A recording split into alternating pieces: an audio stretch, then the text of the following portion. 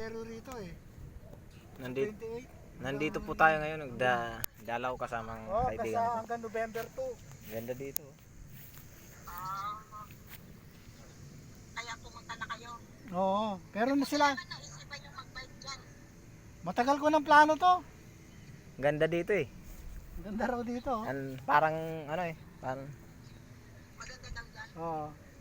Ngayon lang daw siya nakapasok sa ganitong sementeryo. mga napasokan ko tayong sementeryo, mga pang ano lang. Mga yung parang hindi. Yung parang sa norte, yung pagkain sementeryo dati kay tatay. No. Ganong klaseng sementeryo lang. Oo, ngayon lang daw siya nakapasok sa ganito. Pag mayaman na sementeryo kasi yung sementeryo.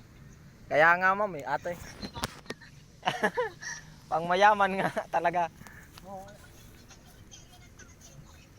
Sana all.